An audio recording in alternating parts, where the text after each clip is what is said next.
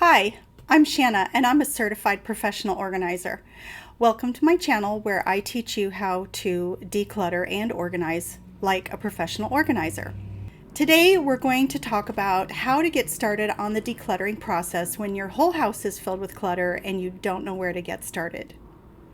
Now, over the years that I've been a professional organizer, this has been the absolute number one comment or question that I've received whenever I've talked to people or gone to consultations.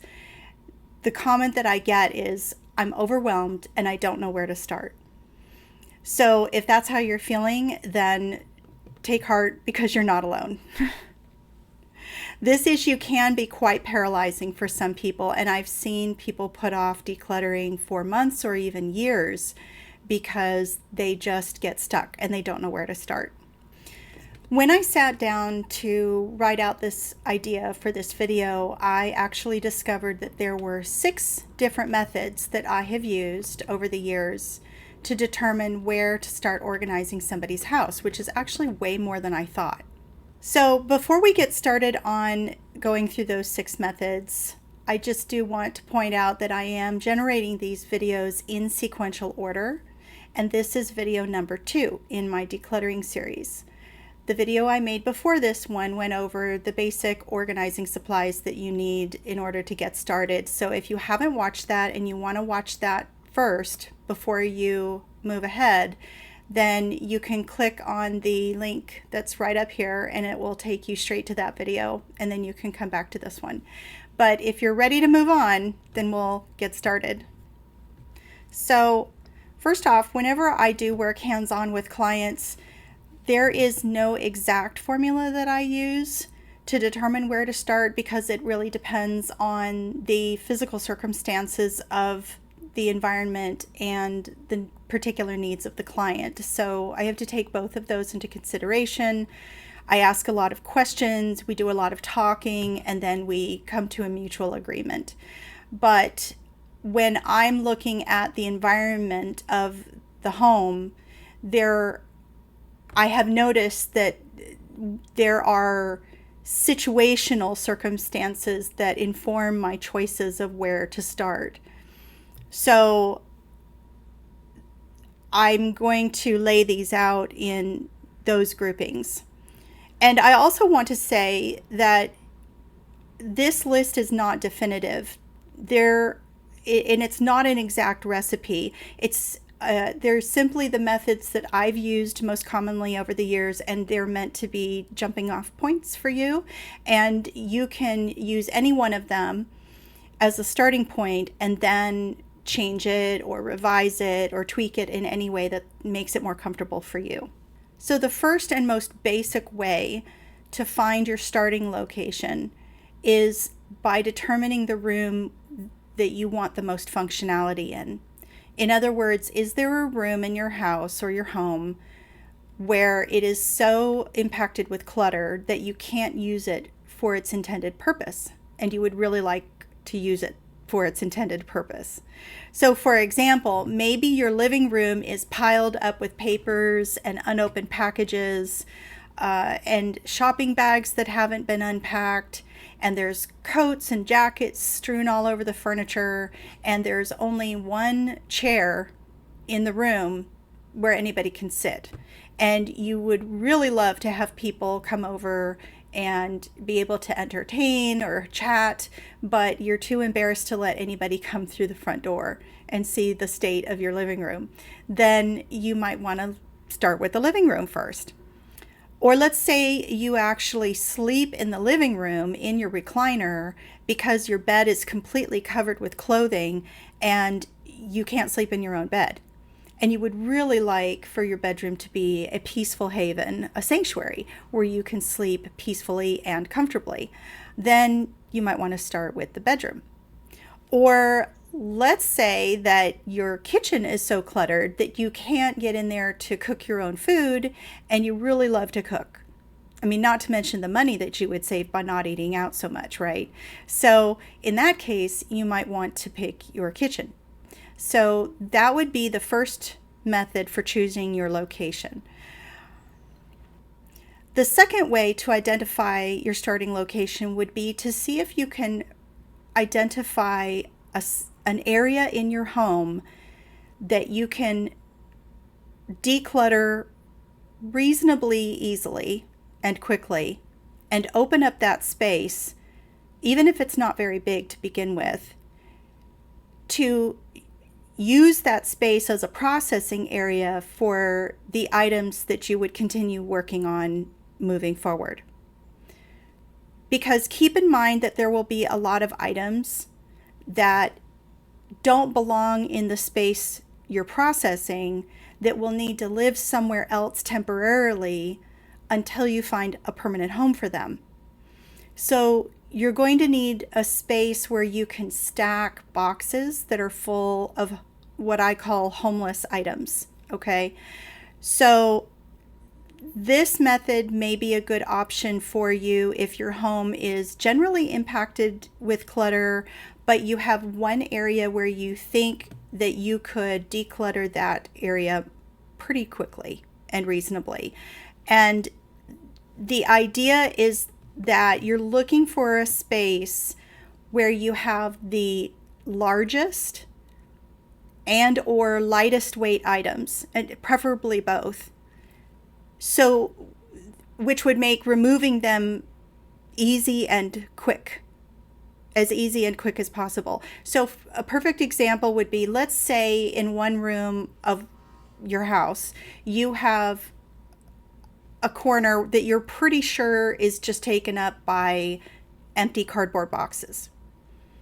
Those are super easy to move, right? So the idea is you move all of those cardboard boxes out of that area, or you could flatten them until you need them and get them out of the way and create an open space in a relatively quick period of time with the least amount of effort. And then what you do is you start moving boxes of keeper items into that space. So as you go through maybe another area, you've decluttered, you've identified some items that you want to keep, you throw them in a box, you label the box. Now you just need to stick the box somewhere. So this is going to be your storage area while you continue to process. Ideally, and more often than not, the idea would be to just continue to process the clutter that surrounds the space that you created and continue to open up the space in that room and eventually the entire room. So what happens is that the room in which you created the space, the working space to begin with, ends up being the first room to get cleared out by default. And that becomes your starting location. So it's more of a logistical approach. It's not really about prioritizing a specific area, but it's about identifying the area that's the easiest and quickest to clean out and then moving outward from there. So that would be your second strategy. The third strategy is somewhat similar but more targeted, and it is the strategy of tackling specifically storage areas first and then working backwards. For example, you might know that you have a lot of things scattered around your house that actually belong in the garage. And you know that you've got a lot of things sitting in the garage that you could get rid of, that just need to be trashed or donated or whatever. In that case, it would be logical to work on the garage first, because then you're opening up space to move all the items from the house into the garage and getting those out of the way. Another example would be if you had a bunch of coats and jackets lying around, but your coat closet is stuffed full, then you might want to hit your coat closet first, empty that out, put all your coats and jackets back in where they belong, decide what other items need to go into the coat closet, and then anything that doesn't belong into the coat closet, you just pack it up into a box and you put it away for storage until you figure out where to put those items. I remember working in one house where I went in and the kitchen was the hot spot. And so I would go into this kitchen and every cupboard in the kitchen is stuffed to the hilt with a mixture of dishes and cookware and pantry food items and Tupperware items. They were just all mixed up and just packed into these cupboards. So in a case like that, you would want to identify which cupboards you want your dishes and your glassware in, empty all of those out, and then start putting your dishes in the way you want them. And then you just move systematically from cupboard to cupboard, doing the same thing. You pull everything out, identify what you want to live permanently in that cupboard. Nothing else goes in there. Everything else is retained for later. And then you continue working in that manner through every cupboard in the kitchen. You find a home cupboard for your Tupperware, your pots and pans, your bakeware, your glasses, and then your food pantry items. And that's how you work the system. So that would be your third method for finding a location. Now, the fourth method for finding your starting point is not so much a location as a category. For example, sometimes I've walked into a home that is highly cluttered, but I can see pretty easily by scanning the clutter, the top layer of clutter, that there's a lot of regular trash and recycling products mixed in. There are a lot of cases like this where just collecting and removing actual trash or recycling will reduce the physical level of clutter quite a bit. And it also opens up a lot of little spaces in between the items where it makes it just easier to see what's in there. And once you remove one category like that as best you can start to see what's remaining underneath, and you start to see other categories of items. So, for example, perhaps in your home, you're dealing with an overabundance of clothing. And so you have a lot of clothes all over the house and all over your living room. If you were to gather up all the clothing from your living room and move them into another room, then you see what's underneath those clothes. And maybe underneath those clothes, you see a lot of papers and junk mail and magazines and things like that. So like paper products. That is a general category of item, right? Paper products. So what you would do at that point is then go through and pick up everything you can find that's a paper product and put it in a box, and then set that aside for processing later. And then once you get all those papers out of the way, then you can kind of see other categories of items, or maybe you see craft items or whatever it happens to be. So I call this method working in category layers, because you're sort of stripping off this layer and then seeing what's underneath it, and then you strip off that layer and you see what's underneath it.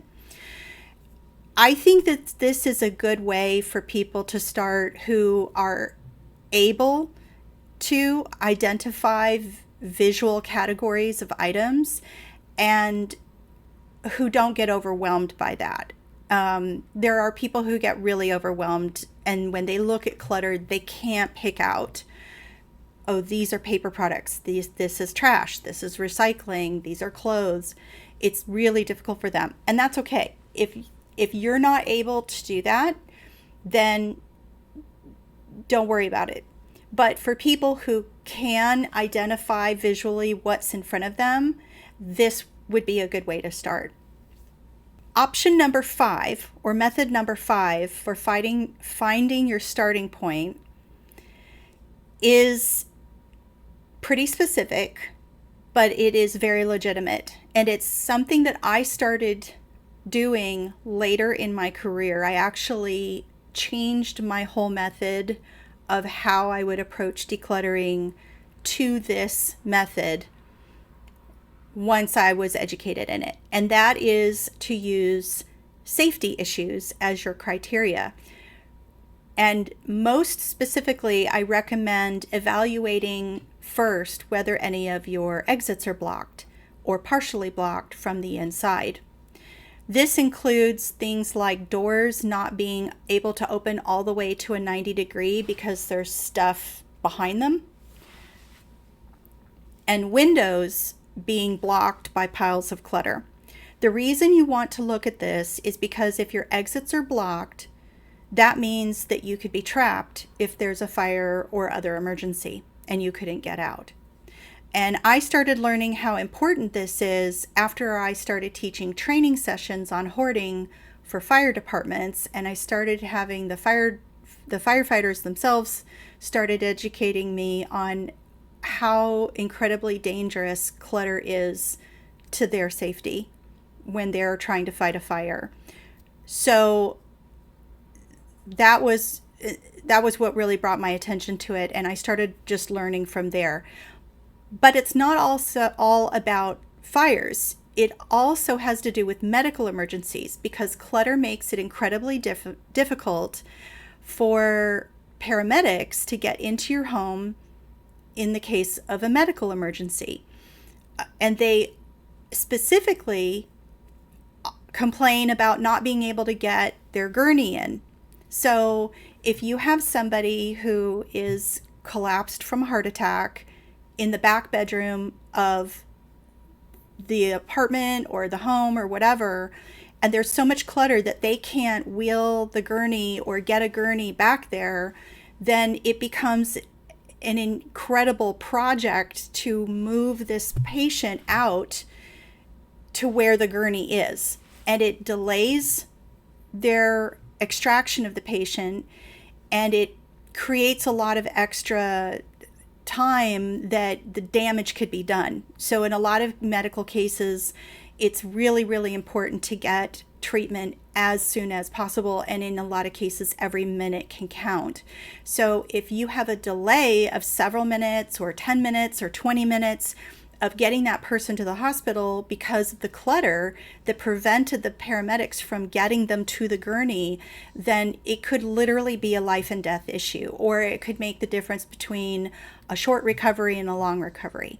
So that is why this issue is so important to safety. If you choose to use safety as the reason for your starting point, you would want to focus on removing clutter from in front of and behind your doors. You want the doors to be able to open all the way to the wall, and clearing a path that's at least 3 feet wide or as wide as the door all the way through the room to the next room. And you would do this for every room leading all the way to the back. And you would also want to make sure that all your hallways are cleared of clutter and that nothing is sitting on the floor in the hallway. This would ensure that a gurney could get to a patient that might be stuck in the back of the room.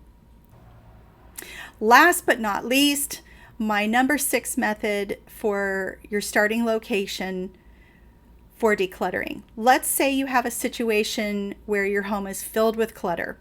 You can't find any areas that you can easily declutter to open up a workspace. You get so overwhelmed when you look at the clutter that you can't figure out what categories you're dealing with, and you can't get to a window to unblock it. When all else fails and the clutter goes right up to your front door, then sometimes the best place to start is just right at the front door. It simplifies the issue of where to work at any given time, because you just pick up where you physically left off each time you want to do some work. And you're basically just carving a path through the room. For people who are struggling with decision fatigue, this may eliminate the barrier of having to make that choice and of feeling like you have to make the right choice before you can get started. Because I know a lot of people who struggle with clutter also struggle with perfectionism and feeling like they have to do things perfectly or right, or that there's a right and wrong way to do things, and there isn't really. But if this kind of method helps to take that pressure off of you, then that's really all that matters to get you over that hump of starting. If you choose to work a systematic path like this, I would start by clearing the area behind the front door, just like you would do in the safety with the safety option, and it will automatically open up that exit. Then I would continue to work a path, again, that is as wide as the doorway and that moves across the room into the next room. And that this will naturally clear a path of trip hazards and make walking safer for all the occupants. And then once this path is cleared, you can start working sideways. You could either work just along the edge of that path to make the whole path wider gradually, or you can take a section and create a secondary path somewhere else, or start working sections towards a wall. And in this way, just do it very systematically. So there you have my 6 most common methods for determining your starting location when you're starting to declutter. Now, I am sure that by no means this list is exhaustive. I'm sure that there are other organizers out there who have their own methods, but these are just the methods that I've found that I tend to gravitate towards the most. And it's also true that you can use a different starting method in each room. If you want to apply a different starting method because the circumstances in each room may be different, or you want to look at each room as its own little ecosystem and evaluate what would be the best way to start in each room, you can absolutely do that. There is no one way to do this. There's no one recipe to use. The point is just to use these methods as a starting off point, a jumping off point, as a way of moving forward when you feel stuck and you just don't know where to go. I would love to hear from you in the comments if you tried any of these, what worked, what didn't work. I'm Shanna, and I'm a certified professional organizer. I love answering questions, so if you have any questions about this process or anything you've tried, just drop them in the comments and I'll answer them, or I'll make a video about them. And please remember to leave me a comment letting me know what video topics about decluttering and organizing that you want to hear in the future. Don't forget, I'm building this channel for you, and by you telling me what you want to hear and what you want to learn about, you are helping me create a customized channel for you. Have a great day, and I'll see you in the next video.